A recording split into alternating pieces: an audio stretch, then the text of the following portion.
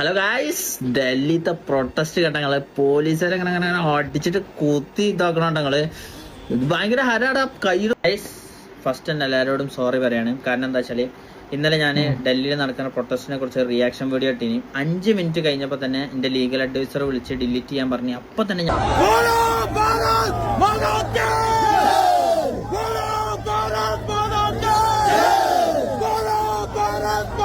ഇടയിൽ ജീവിക്കുന്ന തീവ്രവാദ ചിന്താഗതിയുള്ള പലരിൽപ്പെട്ട ഒരുവൻ. ഇവനൊക്കെയാണ് നമ്മുടെ നാടിനും നമ്മുടെ രാജ്യത്തിനും നാളെ ഭീഷണികളായി മാറുന്നത്.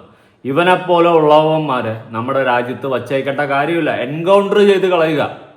എൻകൗണ്ടർ എന്ന് പറയുന്ന സാധനം അങ്ങ് ചെയ്ത് കളയുക. കാരണം നാളെ ഇവനെ പോലെയുള്ളവന്മാർ തീവ്രവാദി മറ്റതും മറിച്ചതൊക്കെ ആയി മാറും. നമ്മുടെ രാജ്യത്തിന് തന്നെ നമ്മുടെ ലോകത്തിന് തന്നെ ഭീഷണിയായി മാറിയേക്കും. ഓക്കെ, അതുകൊണ്ട് ഇവൻ്റെയൊക്കെ ഈ മൈൻഡ് സെറ്റ്, ഇവനൊക്കെ എത്രത്തോളം നികൃഷ്ട വൃത്തികെട്ട മൈൻഡാണ് എന്നുള്ളൊരു കാര്യം നമുക്ക് ഇതിൽ നിന്നൊക്കെ ഏതാണ്ട് മനസ്സിലാക്കാൻ സാധിക്കും. കേരളത്തിൽ നിന്നും ഇങ്ങനെ ഒരു അപരാധി മോനെന്ന് പറഞ്ഞ് അപമാനിക്കേണ്ട ഒരു ഗതികെട്ട അവസ്ഥയിലോട്ടാണ് നമ്മുടെ യാത്ര. എല്ലാവർക്കും നമസ്കാരം. വീഡിയോ ആദ്യമായി കാണുന്ന ചാനൽ സബ്സ്ക്രൈബ് ചെയ്യാനും വീഡിയോ ലൈക്ക് ചെയ്യാനും ഹൈപ്പ് കൊടുക്കാനും നിങ്ങളുടെ അഭിപ്രായങ്ങൾ കമൻ്റായി രേഖപ്പെടുത്താനും മറക്കണ്ട. ഓക്കെ, നമ്മുടെ വിഷയം ഡൽഹിയിൽ നടക്കുന്ന പ്രൊട്ടസ്റ്റും അതിനെ തുടർന്ന് അവിടെ നടക്കുന്ന അരോചകമായിട്ടുള്ള ഒരുപാട് സംഭവ വികാസങ്ങളും എല്ലാം നമ്മൾ നിരന്തരം കണ്ടുകൊണ്ടിരിക്കുന്നു. ഒരു പേടിയോടുകൂടിയും നാളത്തെ നമ്മുടെ രാജ്യത്തിൻ്റെ അവസ്ഥ എന്താണെന്നുള്ളൊരു ഉത്കണ്ഠയും ചിന്തയോടും കൂടി അല്ലാണ്ട് നമുക്ക് ഓരോന്നും കണ്ടു തീർക്കാൻ പറ്റുന്നില്ല. നാളത്തെ നമ്മുടെ തലമുറയ്ക്ക് വേണ്ടി ഇന്നവിടെ ഒരുപാട് പേര് കടന്ന് ഫൈറ്റ് ചെയ്യുന്നുണ്ട്. സ്വന്തം ജീവിതവും ജീവനും അടക്കം നശിപ്പിച്ചുകൊണ്ട് വരെ ഒരുപാട് പേർക്ക് കാഴ്ച നഷ്ടപ്പെട്ടെന്ന് അങ്ങനെ ഇങ്ങനെ പല വാർത്തകൾ കേൾക്കുന്നുണ്ട്. പലരും മരണപ്പെട്ടു പോയെന്ന് അടക്കം കേൾക്കുന്നുണ്ട്. ഇതിൻ്റെ ഒന്നും സത്യാവസ്ഥകൾ പുറത്തു വരുന്നില്ല എന്നതാണ് മറ്റൊരു സത്യം. എന്തായാലും നമ്മളൊക്കെ വീട്ടിൽ ഇപ്പോഴും സുരക്ഷിതരായിട്ടിരുന്ന് ഇതൊക്കെ ഓരോന്ന് വീഡിയോസും കണ്ട് ഇതൊക്കെ കണ്ടിരിക്കുമ്പോഴും നമ്മളൊന്ന് ആലോചിക്കണം. നമ്മൾക്ക് വേണ്ടി അല്ലെങ്കിൽ നാളെ നമ്മുടെ ഈ ഇന്ത്യ എന്ന് പറയുന്ന രാജ്യത്ത് വളർന്നു വരുന്ന തലമുറയ്ക്ക് വേണ്ടിയിട്ട് ഇന്ന് അവിടെ കിടന്ന് ഫൈറ്റ് ചെയ്യുന്ന ഓരോരുത്തരും സ്വന്തം ജീവിതം വരെ അല്ലെങ്കിൽ ജീവൻ വരെ കളഞ്ഞുകൊണ്ട് ഫൈറ്റ് ചെയ്യുന്നുണ്ട്. എന്നാൽ അതിൻ്റെ ഇടയിൽ മുതലെടുപ്പും വർഗീയതയും ജാതിയും മതവും കുത്തിക്കയറ്റി പൊളിട്രിക്സും കുത്തിക്കയറ്റി കളിക്കുന്ന തന്തയില്ലാത്ത കുറേ കളികളും നമുക്ക് ഇതിൻ്റെ ഇടയിൽ കാണാൻ സാധിക്കുന്നുണ്ട്. വർഗീയതകളും ജാതിയുടെയും മതത്തിൻ്റെയും പേരിൽ പറഞ്ഞുള്ള വേർതിരിവുകളും ഒക്കെയായിട്ട് ചാണകങ്ങളും കാവിയും മറ്റതും മറിച്ചതും എന്നൊക്കെ പറഞ്ഞിട്ടുള്ള എല്ലാ അൽക്കുലത്ത് പരിപാടികളും നമുക്ക് ഇതിൻ്റെ ഇടയിൽ കാണാൻ സാധിക്കുന്നുണ്ട്. ഒരു കാര്യം മനസ്സിലാക്കുക, ഇത് ജാതിയും മതവും പറഞ്ഞ് തമ്മിലടിക്കേണ്ട അല്ലെങ്കിൽ വർഗീയത പറഞ്ഞ് തമ്മിലടിക്കേണ്ട പൊളിറ്റിക്സ് പറഞ്ഞ് തമ്മിലടിക്കേണ്ട ഒരു അവസരമല്ല. അതാദ്യം മനസ്സിലാക്കുക. ഒരുപാട് പേര് ആ ഒരു രീതിയിലാക്കി മാറ്റിയെടുത്തിരിക്കുകയാണ് ഈ ഒരു സംഭവത്തിനെ. ഓക്കെ, വിദ്യാർത്ഥിനികളുടെ ഒരു പ്രൊട്ടസ്റ്റ് ആയിരുന്നു അതിനെ. എന്നാൽ ഇന്നത് ജാതിയുടെയും മതത്തിൻ്റെയും ഈ പറയുന്ന പൊളിറ്റിക്സിൻ്റെയും പേരിലായി മാറിക്കൊണ്ടിരിക്കുകയാണ് ഓരോ ദിവസവും. ഇടയ്ക്ക് തന്നെ ദിയാ കൃഷ്ണ, കെ ഫാമിലിയിലെ ദിയാ കൃഷ്ണ ഇടയ്ക്ക് വന്നിട്ടൊരു പോസ്റ്റ് ഇട്ടിട്ടുണ്ടായിരുന്നു. ഔറംഗസേവൻ്റെ ഫോട്ടോ എടുത്ത് അതിൽ വെച്ചതാണ് അവൾ കണ്ട ഏറ്റവും വലിയ അപരാധം. അതിനുശേഷം കൃഷ്ണകുമാർ, നമുക്ക് അവിടെ ഉള്ള നിർത്താൻ സാധിച്ചെങ്കിൽ നമ്മൾ ഇവിടെ ഉള്ള ഉണ്ടാക്കി കളയുന്നു. താനൊക്കെ ഒലത്തും. തന്നെയൊക്കെ പോലെയുള്ളവന്മാരാണ് ഈ നാടിന് ശാപോടം. താനൊക്കെ എത്രത്തോളം വൃത്തികെട്ട മാച്ച മൈൻഡ് സെറ്റ് ആണെന്ന് ഇതിൽ നിന്നൊക്കെ തന്നെ മനസ്സിലായി. താനൊക്കെ കഞ്ഞി മറ്റേ കുഴികുത്തിയല്ല മറ്റേ ഓണാത്തി കുത്തി കഴിക്കുന്ന സ്വഭാവമാണെന്ന് ഇതിൽ നിന്നൊക്കെ തന്നെ മനസ്സിലായിട്ടുണ്ട്. തന്നെയൊക്കെ പോലെയുള്ളവന്മാരാണ് ഈ നാടിന് ശാപം. ഓക്കെ, താനൊക്കെ കാരണമാണ് ഇങ്ങനെ ആയതടെ നമ്മുടെ രാജ്യം. തന്നെയൊക്കെ പോലെയുള്ളവന്മാരൊന്നും പാടില്ല. പൊളിറ്റിക്സിൽ തന്നെയൊക്കെ പോലെയുള്ള വിഷജന്തുക്കൾ വേണ്ട. തന്നോടൊക്കെ ഒരു റെസ്പെക്റ്റ് ഇല്ലാണ്ടായിപ്പോയി. രാജ്യത്തിനൊരു പ്രശ്നം വന്നപ്പോൾ നിൽക്കുന്ന നിപ്പ് കണ്ടപ്പോൾ തന്നെയൊക്കെ കാറ് തുപ്പാൻ തോന്നി. തൻ്റെ വീട്ടിലുള്ള കുടുംബ പ്രശ്നം ആദ്യം തീർക്ക്, എന്നിട്ട് മതി ബാക്കി നാട്ടിലോട്ട് ഉണ്ടാക്കാനായിട്ട്. കുടുംബത്തിലുള്ള മക്കളെയൊക്കെ വളർത്തി വെച്ചിട്ടുണ്ടല്ലോ വലിയ സൽപുത്രി സംഭ്രമം ഉണ്ടാക്കാനായിട്ട്. ആദ്യം കുടുംബം നന്നാക്കി, എന്നിട്ട് മതി നമ്മൾ അവിടെ ഉണ്ടാക്കാൻ അറിയെങ്കിൽ നമുക്ക് ഇവിടെ ഉണ്ടാക്കാൻ അറിയാമെന്ന്. എനിക്കത് എങ്ങനെ ചൊറിഞ്ഞു വന്നെന്നറിയാം പോസ്റ്റ് കണ്ടപ്പോൾ. പക്ഷെ വിട്ടതാ. പക്ഷെ ഇപ്പം ഉള്ളിൽ നിന്ന് വരുന്നതായി സാധനമൊക്കെ. അപ്പം തന്നെയൊക്കെ പോലുള്ളവന്മാർ ഈ നാടിന് ശാപമാണ്. ഇനി വേറൊരു തീവ്രവാദി പുന്നാരമോ വന്നിട്ടുണ്ട്. ഇവനെ എൻകൗണ്ടർ ഇപ്പം ചെയ്ത നമ്മുടെ രാജ്യത്ത് നാളെ ഇവനൊരു ഭീഷണിയായി മാറത്തില്ല. അല്ലെങ്കിൽ നിങ്ങൾ എഴുതി വെച്ചോ, ഇവൻ നാളെ നമ്മുടെ രാജ്യത്തിന് ഭീഷണി തന്നെയാണ്. അവൻ എടുത്തു ചാടി പറഞ്ഞതാണ് മാപ്പ് കോപ്പെന്നൊക്കെ പറഞ്ഞ് എന്തോ ഒലത്തിയാലും ഇവനെ വച്ചയക്കരുത്. ഇവൻ ഇനി ഈ ഭൂമിക്ക് ഭാരമാണ്. ഈ ഭൂമിക്ക് ഇവൻ ഭാരമാണ്. അതുപോലെ തന്നെ ഇവൻ ഈ ഭൂമിക്ക് ഭീഷണിയുമാണ് നമ്മുടെ രാജ്യത്തിന്. ഈ രാജ്യത്ത് വർഗീയതയും മതത്തിൻ്റെയും പേരിലും പറഞ്ഞ് ജാതിയും മതമൊക്കെ പറഞ്ഞ് തമ്മിലടിക്കുന്ന പണ്ടത്തെ തന്തയില്ലാത്തവന്മാർ കുറേ എണ്ണമുണ്ട്, ഇപ്പോഴും ബാക്കിയാവുന്നുണ്ട്. ആ കൂട്ടത്തിൽപ്പെട്ട ഒരുത്തൻ ഇവൻ പക്കാ തീവ്രവാദിയാണ്. ഓക്കെ, ഇങ്ങനത്തെ ഒരുപാട് സംഭവങ്ങൾ ഈ ഒരു വിഷയത്തോടനുബന്ധിച്ച് ഇവിടെ നടക്കുന്നുണ്ട്. പേളിമാണി പറന്നു എയറില് ഓരോരുത്തരായിട്ടൊക്കെ പറക്കുക. എന്നാൽ ഈ ഒരു കടയാടി മോൻ്റെ ആദ്യത്തെ കുറച്ച് വാക്കുകൾ ഞാനൊന്ന് കൊടുക്കാം. ഇവൻ പറയുന്ന ശുദ്ധ തന്തയില്ലായ്മ, ഇവനെ ഈ രാജ്യത്ത് വച്ചയക്കരുത്. എനിക്കതേ പറയാനുള്ളൂ, വച്ചയക്കരുത്, തീർത്ത് കളയണം. ഓക്കെ, അവൻ പറയുന്ന വാക്കുകൾ കേൾക്കാം. ഹലോ ഗായ്സ്, ഡൽഹിത്തെ പ്രൊട്ടസ്റ്റ് ഘട്ടങ്ങള് പോലീസുകാരെ അങ്ങനെ അടിച്ചിട്ട് കുത്തി ഇതാക്കണങ്ങള് ഭയങ്കര ഹരാടാ. കയ്യിലോല് പോയി പങ്കെടുക്കേ. കാരണം കഴിഞ്ഞല്ലോ സെപ്റ്റംബറിൽ നേപ്പാളിൽ നിന്ന് എത്ര പോലീസുകാരെ തലറിഞ്ഞ് പൊട്ടിച്ച കയ്യാന്നറിയത്. എറിയന്നെ നിങ്ങൾ കണ്ടില്ലേ? ഓ എന്ത് ആരാന്നറിയാം. പക്ഷെ കുറച്ച് കഴിഞ്ഞാൽ വള്ളി വരുള്ളൂ. അന്ന് ഞാൻ മാത്രം ഉള്ളേ അവിടെ കേരളത്തിൽ നിന്ന്. അപ്പളാ വള്ളി വന്നേ. ഇതിപ്പോ നമ്മൾ ഇന്ത്യക്കാരെല്ലാരും ഇല്ലടാ, കുറെ ആൾക്കാരുണ്ടാവുമ്പോ എന്തിനാ പേടിക്കണേ? എനിക്ക് നല്ല പൂതി ഉണ്ടായിരുന്നു ഡൽഹിക്ക് പോകാൻ. പക്ഷെ ഞാൻ എന്താ പോകത്തെന്നറിയാം, ഒരു ആഴ്ച മുമ്പ് ഞാനേ നാട്ടിൽ കുറെ ടർഫ് കളിച്ചിട്ട് കുത്തി വീണ്, അവിടെ എല്ല് കുത്തിന്ന്. അപ്പൊ ഡോക്ടർ പറഞ്ഞു 2 ആഴ്ചക്ക് മറ്റേന് മാത്രല്ലാതെ ഇത് യൂസ് ചെയ്യരുത്. അതുകൊണ്ട് മാത്രം നിങ്ങളൊന്ന് ആലോചിക്കാൻ. അഥവാ ഞാൻ സേഫ് ആയിട്ട് നിക്കലുള്ളൂ. ഞാൻ അഥവാ അല്ലെങ്കിൽ എന്താണ് അവിടെ നോക്കിക്കണെന്ന് പറഞ്ഞാണ് കുണ്ടി കടിച്ചാലോ പിന്നെ നീച്ചെടുക്കാൻ കഴിയില്ല മച്ചു. അതുകൊണ്ടാണ്. അല്ലെങ്കിലൊക്കെ നമ്മളെപ്പോഴും അവിടെ എത്തിന്. എടാ കൈയിടോളൊക്കെ പോട്ടാ. എടാ ഇങ്ങനത്തെ പ്രൊട്ടസ്റ്റ് ഇതൊക്കെ ചിലപ്പല്ലേ ഹിസ്റ്റോറിക്കൽ ആകാൻ ചാൻസ് ഉണ്ട്. ഇപ്പൊ കഴിഞ്ഞൊല്ലം നേപ്പാൾ, അതിന്റെ മുമ്പത്തൊല്ല ശ്രീലങ്ക, അതിന്റെ മുമ്പത്തൊല്ല ബംഗ്ലാദേശ്, ഈ കൊല്ലം എന്തുകൊണ്ട് ഇന്ത്യ ആയിക്കൂടാ? അള്ള പഞ്ചാബികളൊക്കെ അത് ഇറങ്ങിന്. ഇനിയിപ്പോ ബീഹാരികളും കൂടി വന്നാൽ കണക്കായി. ബീഹാരികൾ വന്നാൽ പിന്നെ നിങ്ങൾക്ക് അറിയില്ല, മറ്റേ കൊല്ലക്കാരമാതിരി അടിച്ചിട്ട് ഓരോരുത്തരെ പോലീസുകാരുണ്ടാവും. ഇങ്ങനെ ജിമ്മിന്റെ വരെ ഇങ്ങനെ ഒക്കെ ഉണ്ടാവും പോലീസുകാരെ പിടിച്ചാണ്ട്. ഓ എന്തൊരു തല. ഫസ്റ്റ് ദിവസമൊക്കെ കുട്ടിയൊക്കെ കിട്ടുന്ന കണ്ടിട്ട് ആകെ ചോര കൊളിച്ചിട്ട് ഭയങ്കര സങ്കടം. പിന്നെ അങ്ങോട്ട് ആൾക്കാർ തിരിച്ചെല്ലാൻ തുടങ്ങിയില്ലേ. ആ പഞ്ചാബിയുടെ അടുത്തൊക്കെ നല്ല ഡബിൾ വയറിൽ സാധനം ഉണ്ടാവും. അതൊക്കെ എടുത്തിട്ട് ഇങ്ങനെ ടക്ക ടക്ക ടക്ക ടക്ക ടക്ക. എന്റെ അഭിപ്രായത്തില് ഞാൻ ഇന്നലെ ഈ കുറെ റീൽസ് കണ്ടിട്ട് ഞാൻ ഉറങ്ങി. എനിക്ക് എന്താ വെച്ചാല് നമ്മൾ ഈ സ്വപ്നം എങ്ങനെ കാണില്ല, ഉറക്കത്തിന്റെ മുമ്പ് നമ്മൾ എന്താണോ കുറെ ആലോചിച്ചത് അതാണ് നമ്മളെ സ്വപ്നത്തേക്ക് വരിക. ഇന്നലെ ഞാൻ എന്തൊക്കെയോ ഉറക്കത്ത് കാണണേ. ഞാനും പിന്നെ എന്റെ ചങ്ങായി ഡിച്ചൂസും അൽത്താഫും കൂടി ഞങ്ങൾ 3 ആൾ ഒരു PNG ആയിട്ടൊക്കെ പോയിട്ട് മറ്റേ പാർലമെന്റ് ഒക്കെ പൊട്ടിക്കണത്. എടാ അതൊക്കെ ചാൻസ് ഉണ്ട് കേട്ടാ. ഇന്ത്യന്റെ മറ്റേ ഡെമോക്രസിന്റെ ആ ബുക്ക്, പാർലമെന്റ്, ഹൈക്കോർട്ട് ഒക്കെ കത്തിക്കാൻ ചാൻസ് ഉണ്ട്. കാരണം എന്താ, ഈ ജൻസികള് പ്രൊട്ടസ്റ്റിന് ഇറങ്ങി അങ്ങനെ ഒരു പ്രശ്നം ഉണ്ടാ. മറ്റേ ബാക്കിയുള്ള വലിയ ആൾക്കാർ ഇറങ്ങിയിട്ടുണ്ടെങ്കിൽ ഓരോ കുട്ടികളെ മക്കളൊക്കെ ആലോചിക്കും. ഇവർക്ക് എന്താ ആലോചിക്കാനേ? അങ്ങോട്ട് അടിച്ചു കഴിഞ്ഞല്ല നേപ്പാളിലെ മറ്റേ ഇവിടെ കണ്ടില്ലേ പാർലമെന്റിന്റെ മുമ്പിൽ ആ മറ്റേ പ്രധാനമന്ത്രി ഇരിക്കണ അവിടെ കണ്ട് മൂത്രയിക്കണേ, ഓരോരുത്തർ കിസ് അടിക്കണേ. അങ്ങനത്തെ പല പല സീന് വരാണ്ടടാ. പോയി പങ്കെടുക്കടാ. ഞാൻ ഒരാഴ്ചയും കൂടി കേട്ടെ, ഇതൊന്നും മാറട്ടാ. അത് നല്ലപോലെ ഇരിക്കാൻ തന്നെ കഴിയില്ല. അടിയിൽ സ്പോഞ്ച് വെച്ചാണ്ട് ഇരിക്കണം. അറിയോ, എല്ലിന് പ്രശ്നമാടാ. കളിക്കാൻ പോലും ഒരു കളിച്ചിട്ട് എത്ര കാലമായി അറിയോ. എന്തായാലും സാധനം തീരാഞ്ഞാ മതിയേന്. അങ്ങനല്ല, സംഭവം സക്സസ് ആവടാ. കണ്ടിട്ട് അതാട്ടെ തോന്നുന്നു. കേട്ടല്ലോ അവൻ്റെയൊക്കെ ഉള്ളിലിരിപ്പ്, ഈ തന്തയില്ലാത്തവൻ്റെ ഉള്ളിലിരിപ്പ് നിങ്ങൾ കേട്ടല്ലോ. പാർലമെന്റ് കത്തിക്കണം, അവൻ സ്വപ്നം കണ്ട് അതൊക്കെ നടക്കും. അവൻ്റെ മറ്റേ കുണ്ടിയിലോ കുരുമാറിയിട്ട് അവൻ അങ്ങോട്ട് വരുന്നുണ്ട്. പക്ക തീവ്രവാദ മൈൻഡ് സെറ്റാണ് ഇവൻ്റെയൊക്കെ. പക്ക ഗണ്ണെടുക്കണം, വെടിവെക്കണം, ഇതൊക്കെയാണ് അവൻ്റെയൊക്കെ മൈൻഡ്. ഇത്രയും വൃത്തികെട്ടവന്മാർ. നാളത്തെ ശാപമാണ് ഇവനൊക്കെ, നാളത്തെ ശാപം. ഓക്കെ, ഇവനെപ്പോലുള്ള കടയാടി മക്കളെ വച്ചേക്കാൻ പാടില്ല, തീർത്ത് തന്നെ കളയണം. നമ്മുടെ രാജ്യം ഈ പ്രശ്നങ്ങളൊക്കെ തീരുന്നതിന് മുന്നേ തന്നെ ഇനിഷ്യേറ്റീവ് എടുത്ത് അധികാരികൾ മുന്നിട്ടിറങ്ങി ഇവനെ അറസ്റ്റ് ചെയ്ത് ജയിലിലാക്കുക ആദ്യം തന്നെ. എന്നിട്ട് ഇവൻ്റെ ബാക്ക്ഗ്രൗണ്ടും കാര്യങ്ങളൊക്കെ അന്വേഷിച്ച് ഇവന് പരമാവധി ശിക്ഷ കൊടുക്കുക. അതാണ് ചെയ്യേണ്ടത്. ഓക്കെ, ഇവൻ വേറെ മൈൻഡാ. ഇവൻ നമ്മുടെ രാജ്യത്തിന് നാളെ ഭീഷണി തന്നെയാണ്, നിങ്ങൾ എഴുതി വെച്ചോ. ഇവൻ്റെയൊക്കെ വൃത്തികെട്ട മൈൻഡാ. എന്നിട്ട് ഇതിനു ശേഷം ഇവനൊരു മാപ്പ് പറഞ്ഞങ്ങോട്ട് വീഡിയോ ഇട്ടു. അവൻ്റെ ഏതോ അഡ്വക്കേറ്റ് പറഞ്ഞു മറ്റാണ് മറിച്ചാണ് മൂഞ്ചിയെന്ന്, അതുകൊണ്ട് 5 മിനിറ്റിൽ തന്നെ വീഡിയോ റിമൂവ് ചെയ്തെന്നും. എന്ത് തേങ്ങയായാലും ഇവൻ്റെ ഉള്ളിലുള്ള സാധനമാണ് അവൻ ഈ പറഞ്ഞിട്ടുള്ളത്. അടുത്തത് ഇവൻ പറയുന്ന മാപ്പ് പറയുന്നതും കാര്യങ്ങളും ഇവന് പിടിച്ചു നിൽക്കാൻ വേണ്ടിയിട്ട്, നിലനിൽക്കാൻ വേണ്ടിയിട്ടുമുള്ള കാര്യമാണ്. പക്ഷെ ഇവൻ്റെ ഉള്ളിൽ നിന്ന് പറഞ്ഞതാണ് ഈ സാധനങ്ങൾ. ദയവ് ചെയ്തിട്ട് ഇവനെ തൂക്കണം. ഇവനെ ഏത് രീതിയിലും തൂക്കി അകത്താക്കണം എന്ന് തന്നെയാണ് എനിക്ക് പറയാനുള്ള. രാജ്യത്തിന് ഭീഷണിയാണ് ഇവനെ പോലത്തെ തന്തയില്ലാത്തവന്മാർ. ഓക്കെ, ഇവൻ മാപ്പ് പറഞ്ഞൊരു വീഡിയോ ഇട്ടിട്ടുണ്ട്, കാണാം. ഫസ്റ്റ് തന്നെ എല്ലാവരോടും സോറി പറയാണ്. കാരണം എന്താ വെച്ചാൽ ഇന്നലെ ഞാൻ ഡൽഹിയിൽ നടക്കുന്ന പ്രൊട്ടസ്റ്റിനെ കുറിച്ച് റിയാക്ഷൻ വീഡിയോ ഇട്ടിനി. 5 മിനിറ്റ് കഴിഞ്ഞപ്പോൾ തന്നെ എൻ്റെ ലീഗൽ അഡ്വൈസറെ വിളിച്ച് ഡിലീറ്റ് ചെയ്യാൻ പറഞ്ഞു. അപ്പോൾ തന്നെ ഞാൻ ഡിലീറ്റ് ചെയ്ത്. പക്ഷെ വീഡിയോ ഡൗൺലോഡ് ചെയ്തിട്ട് ഒരുപാട് റിയാക്ഷൻ വീഡിയോസ് ഇറങ്ങി ആകെ വൈറലായി, മൊത്തത്തിൽ ഇതായി പ്രശ്നമായി. അപ്പോൾ ഞാൻ ഫസ്റ്റ് തന്നെ പറയാണ്, ആ വീഡിയോ ഞാൻ ഇട്ടത് ഇന്ത്യയിൽ ഒരു തെറ്റ് പറ്റിപ്പോയി, ഇന്ത്യയിൽ തെറ്റാണ്, എൻ്റെ തെറ്റാണ്, ഞാൻ അങ്ങനെ ഒന്നും പറയാൻ പാടില്ല. അപ്പത്തെ എന്തോ ഒരു ആവേശത്തിൽ എന്തോ നമ്മളിപ്പോൾ വണ്ടി അടിച്ചാൽ എങ്ങനെ ശ്രദ്ധിക്കേണ്ടതെന്ന് അറിയില്ല. അതേമാതിരി എങ്ങനെ ഞാൻ സാധാരണ വീഡിയോ ചെയ്യണതാണ്, പക്ഷെ അപ്പം എങ്ങനെ എന്താ ഞാൻ പറഞ്ഞതെന്ന് എനിക്കൊരു ഇതുമില്ല, അറിയാതെ പറ്റിപ്പോയി.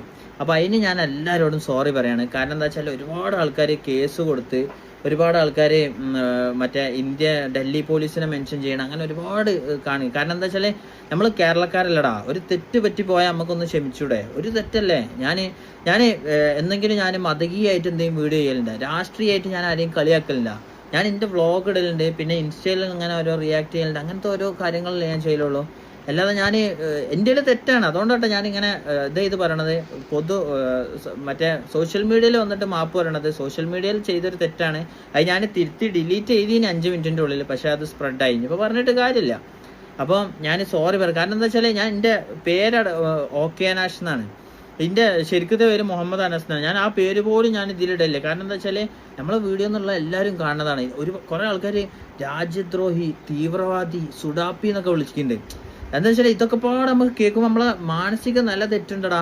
നമ്മൾ മെൻ്റലി ഇനി എന്താ ചെയ്യുക, അങ്ങനെ മേലക്ക് ആലോചിക്കുക. കാരണം എന്താ വെച്ചാൽ ഒരു സോഷ്യൽ മീഡിയയിലുള്ള ആൾക്കാർ മുഴുവൻ മെസ്സേജ് അയക്കുക, കോള്, ഇന്നിപ്പോൾ 1000 കോള് വന്നതേക്ക് ഓലൊക്കെ വിളിക്കുന്നതാണ് തീവ്രവാദി, സുഡാപ്പി, അങ്ങനെ. അപ്പം നമ്മളെ മൈൻഡ് ഇങ്ങനെ മാറുക, ഇനിയിപ്പോൾ മരിച്ചാലോ, അങ്ങനത്തെ ഒക്കെ തോട്ട് വരിക നമ്മളെ മൈൻഡിക്ക്. അപ്പം ദയവേത് അങ്ങനല്ല, ഞാനെന്താ വെച്ചാൽ സോറി പറയാണ്. കാരണം തെറ്റ് പറ്റിപ്പോയി. നമ്മൾ കേരളക്കാരല്ലടാ, നമുക്ക് ക്ഷമിച്ചൂടെ? നമ്മൾ ചിലപ്പോൾ ഇതിൽ എനിക്കൊരു പാർട്ടിയും ഇല്ല. നമ്മൾ UDFന് LDFന് ഏതെങ്കിലും ഒരു വീഡിയോ ഉണ്ടോ ഞാൻ ഏതെങ്കിലും പാർട്ടിനെ കുറ്റം പറയണേ, എന്തെങ്കിലും റിയാക്ഷൻ വീഡിയോസ് ചെയ്യാന്നല്ലാതെ ഞാൻ അങ്ങനത്തെ ഒരു ഇതല്ല. അപ്പോൾ നിങ്ങൾ അങ്ങനൊന്നും ഇത് വെക്കരുത്. കാരണം എന്താ വെച്ചാൽ ഈ നാഷണൽ വള്ളി എന്ന് പറഞ്ഞാൽ ഭയങ്കര സീനാണ്. അങ്ങോട്ടേക്കൊക്കെ മെൻഷൻ പോയി, അങ്ങോട്ടൊക്കെ മെൻഷൻ പോയപ്പോൾ നിനക്ക് പിരികളയോ അല്ലടാ മാറി. നീയൊക്കെ ജീവിച്ചിരിക്കേണ്ടവന്മാരല്ല, നീയൊക്കെ അങ്ങ് തീരട്ട്. കാരണം അമ്മാതിരി സാധനമാണ് നീ പറഞ്ഞത്. നീ ഇപ്പം വന്നിട്ട് നീ മെഴുകുന്നത് അല്ല, നിന്റെ ഉള്ളിൽ നിന്ന് ഉള്ള സാധനമാണ് നീ ആദ്യം പറഞ്ഞിട്ടുള്ളത്. അമ്മാതിരി അപരാധം. ഓക്കെ, നിന്നെ വെറുതെ വിടേണ്ട കേസല്ല, നിനക്കെതിരെ നടപടി എടുത്തേ പറ്റത്തുള്ളൂ. നീ നിന്റെ പിന്നിലുള്ള എല്ലാം അന്വേഷിക്കണം, അതാണ് ചെയ്യാനുള്ളത്. ഇവൻ നാഷണൽ ലെവലിൽ ഈ പറഞ്ഞതുപോലെ കേസും കാര്യങ്ങളൊക്കെ കൊടുത്ത് ഇവനെ തൂക്കി ഇവൻ്റെ ബാക്ക്ഗ്രൗണ്ട് ഫുള്ള് ഹിസ്റ്ററി എല്ലാം അന്വേഷിക്കേണ്ടിയിരിക്കുന്നു. കാരണം ഇവൻ ഇവൻ്റെ ഉള്ളിൽ ആ സാധനം അവൻ ആദ്യത്തെ വീഡിയോയിൽ പറഞ്ഞത്. പിന്നെ പൊങ്കാലായിട്ട് ഏറി കയറിയപ്പോഴാണ് ഇവൻ നേരെ തിരിച്ച് ഉൾട്ടയടിക്കുന്നത്. ഇവൻ്റെയൊക്കെ പിന്നിൽ എന്തോ ദുരൂഹത ഉള്ളതുപോലെ ഫീൽ ചെയ്യുന്നുണ്ട്. സംഭവം അവൻ്റെ മൈൻഡ് നിങ്ങൾ കണ്ടില്ല, ആ ഒരു മൈൻഡ് സെറ്റ് ഇവൻ ആദ്യത്തെ ആ വീഡിയോയിൽ പറയുന്നതാണ് കറക്റ്റ് മൈൻഡ് സെറ്റ്. ദയവ് ചെയ്തിട്ട് ഇവനെതിരെ നടപടി എടുക്കണം എന്ന് തന്നെയാണ് എനിക്ക് പറയാനുള്ളത്. ഇനി ഇവനെ കുറിച്ചിട്ട് മറ്റൊരു വ്യക്തി പറയുന്ന കുറച്ച് വാക്കുകളുണ്ട്, നമുക്ക് അതൊന്ന് കേട്ട് നോക്കാം. ഇവനൊക്കെ ഉറപ്പായിട്ട് നമ്മുടെ രാജ്യത്തിന് ഭീഷണി തന്നെയാണ്. ഓക്കെ, ഇടയിൽ ജീവിക്കുന്ന തീവ്രവാദ ചിന്താഗതിയുള്ള പലരിൽപ്പെട്ട ഒരുവൻ മാത്രമാണിവൻ. അവൻ തന്നെ അവകാശപ്പെടുന്നു അവൻ നേപ്പാളിൽ പോയി കല്ലെറിഞ്ഞിരുന്നു എന്ന്. ഇപ്പോൾ അവന് വയ്യാത്തതുകൊണ്ടാണ് അവൻ പോവാത്തത്, പക്ഷേ വലിയ താമസമില്ലാതെ ഞാൻ പോകുമെന്ന് പറയുന്നുണ്ട്. പോലീസിൻ്റെ തലയെറിഞ്ഞ് പൊട്ടിക്കുക എന്നാണ് പറയുന്നത്. പിന്നീട് അതീവ ഗുരുതരമായിട്ടുള്ള കാര്യത്തിലേക്കാണ് അവൻ പോകുന്നത്. ഇന്ത്യയുടെ ഭരണഘടന കത്തിക്കണം, പാർലമെൻറ്റ് തല്ലി തകർക്കണം, പിന്നെ നേപ്പാളിലും ബംഗ്ലാദേശിലും ശ്രീലങ്കയിലൊക്കെ നടന്ന കാര്യങ്ങൾ ഉദാഹരിച്ചുകൊണ്ട് അങ്ങനെയൊക്കെ ചെയ്യണം, അത് വലിയ ത്രില്ലിംഗ് ആണ് എന്ന തരത്തിലാണ് അവൻ പറയുന്നത്. നോക്കൂ, എത്രമാത്രം ഭീകരമായ ചിന്താഗതിയായിട്ടാണ് ഈ മലയാളി ജീവിക്കുന്നത് എന്ന് ഓർക്കുക. ഞാൻ ഉറപ്പിച്ചു പറയാം, ലോകത്തെ ഏറ്റവും ക്രൂരന്മാരായിട്ടുള്ള ഭീകരവാദികൾ ജീവിക്കുന്നത് നമ്മുടെ ഇടയിലാണ്, കേരളത്തിലാണ്.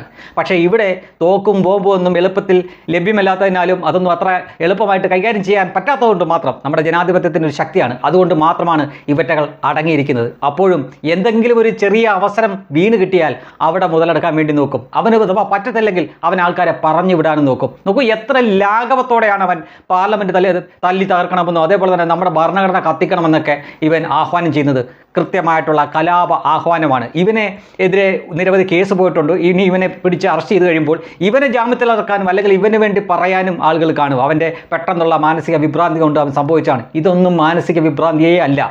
കലാപത്തിന് ജൻസി പിള്ളേരെ ഇളക്കി വിടുന്നതിന് അത് മാനസിക വിഭ്രാന്തി എന്നല്ല പറയേണ്ടത്. ഇവർക്കൊക്കെ ക്യാപിറ്റൽ പണിഷ്മെൻറ്റിന് കുറഞ്ഞ ഒരൊറ്റ ശിക്ഷയുമില്ല. ഇത്തരക്കാർക്ക് ഈ ഭൂമിയിൽ ജീവിക്കാനുള്ള 1% പോലും അർഹതയില്ല. കാരണം ഒരു നാടിനെ തന്നെ, ഒരു രാജ്യത്തിനെ തന്നെ ഇല്ലാതാക്കാൻ വേണ്ടിയിട്ടുള്ള കലാപ ആഹ്വാനമാണ് അവൻ നടത്തിയത്. അത് നടക്കില്ല എന്ന് നമുക്കറിയാം. കാരണം നമ്മുടെ രാജ്യം ഒരു ജനാധിപത്യ രാജ്യമാണ്.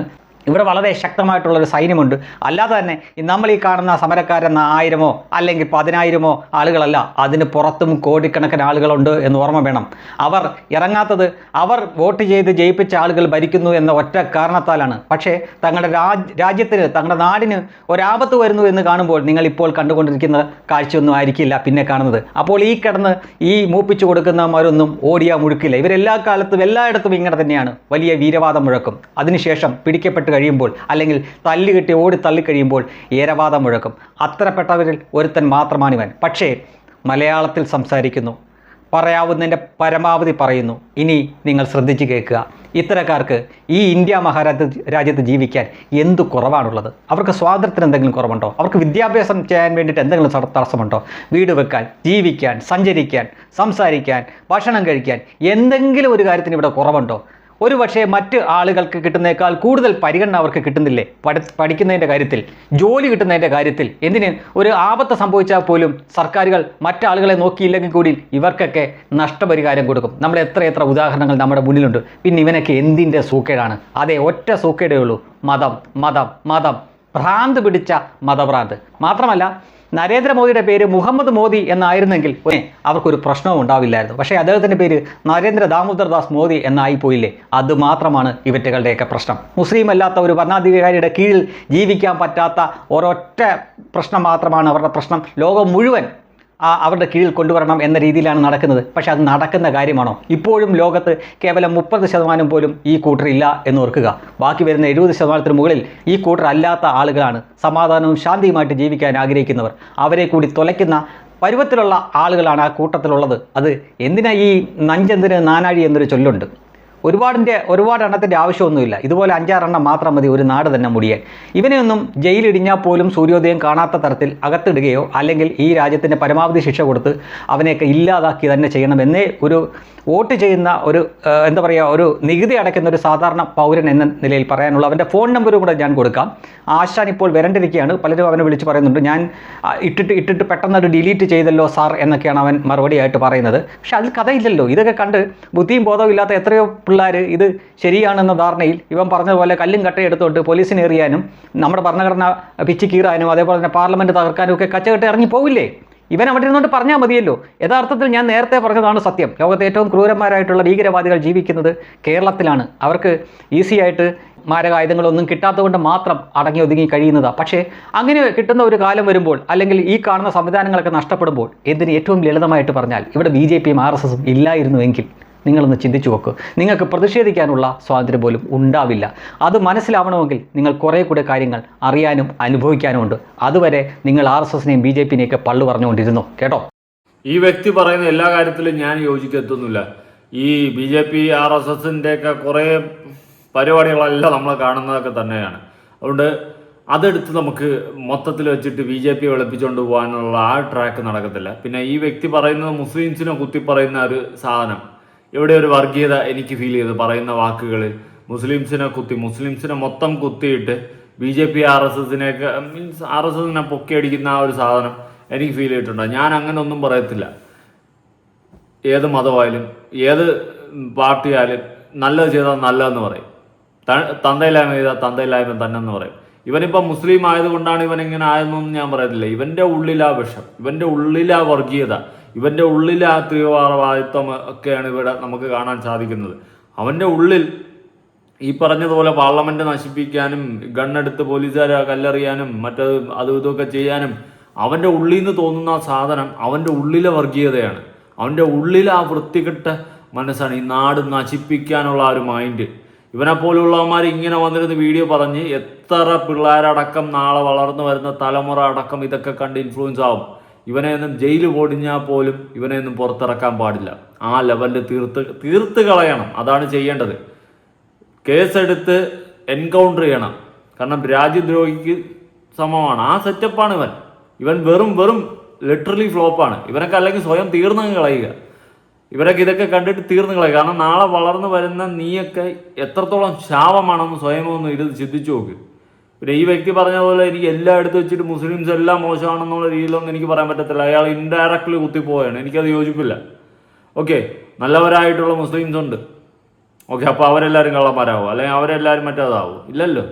അതുകൊണ്ട് ഒരു വ്യക്തി ചെയ്യുമ്പോൾ ആ വ്യക്തിയാണ് വിഷയം. ആ രീതിയിൽ വേണം നമ്മൾ കാണാൻ. ഇപ്പം ഇവൻ ഒരു വിഷമാണ്. ഇവനെ ഈ നാട്ടിൽ ജീവിപ്പിക്കേണ്ട കാര്യമില്ല. ഇവൻ ജീവിക്കാൻ അർഹനല്ല. ഇവനെ തീർത്ത് കളയണം. അതാണ് ചെയ്യേണ്ടത്. ഓക്കെ, ഇനി വേറൊരു ടീമിൻ്റെ വേറൊരു പ്രതിഷേധം ഞാൻ കാണിച്ചു തരാം. മുഖ്യമന്ത്രിയുടെ വീട്ടുനടയിലാണ് പ്രതിഷേധം. കാണാം. ആന അലറലോട് അലറ്. ബാക്കി നമുക്ക് കണ്ട് തീരുമാനിക്കാം.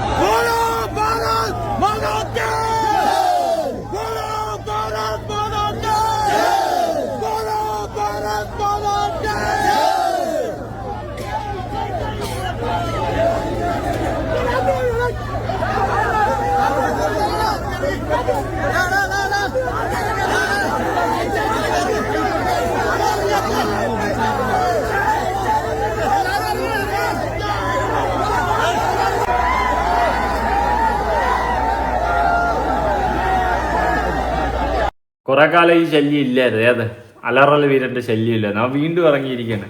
ഇങ്ങനെ കിടന്ന് വിളിച്ചു കഴിഞ്ഞാൽ അടുത്ത ഇലക്ഷന് പിടിച്ച് നിർത്തുന്നു നീ സ്വപ്നത്തിൽ പോലും വിചാരിക്കില്ല. കാരണം ഈ ഇലക്ഷൻ നിർത്തി ക്ഷീണമായി അവർക്ക്. ഒരു 10 വോട്ട് പോലും കിട്ടാതെ പൊട്ടിപ്പാളിച്ചായി. അതുകൊണ്ട് ഇനി നീ നിർത്തുമെന്നൊന്നും വിചാരിക്കില്ല. പിന്നെ ബിഗ് ബോസ് അല്ല കേരളം, കേട്ടാ? അതും കൂടി ഒന്ന് മനസ്സിലാക്കണം. അത് മനസ്സിലാക്കി തന്നല്ല നാട്ടുകാർ, അണ്ണാക്കി കിട്ടിയല്ലോടാ. നീ ഇടക്കീ കൊടുത്തു വിട്ട പമ്പരം പോലെ കിടന്ന് എന്ന് കിടന്ന് വിളിക്കാണ്ട് പോയി കിടന്ന് ഉറങ്ങണേ. അമ്മായി വന്നിരിക്കണ അലറലുമായിട്ട് അടുത്ത് വീണ്ടും കെട്ടി എഴുന്നള്ളി. എടാ പോടാ, പോയി കിടന്ന് ഉറങ്ങണേ. അവൻ്റെ ഒരു അലറലും കൊണ്ടുവന്നിരിക്കുന്നു. അയ്യേ, എന്തോന്നടാ ഇത് കണ്ട ഉടനെ അടുത്ത ഇലക്ഷന് വീണ്ടും പിടിച്ച് നിർത്തുമെന്നാണ് അളിയൻ്റെ വിചാരം. എടാ ബിഗ് ബോസിൽ കിടന്ന് അലറിയപ്പോൾ കൈയടിക്കുക കുറേ പേരുണ്ടായിരുന്നു. ഇത് നാട്ടുകാർ ചിരിച്ച് തുപ്പിയേറി.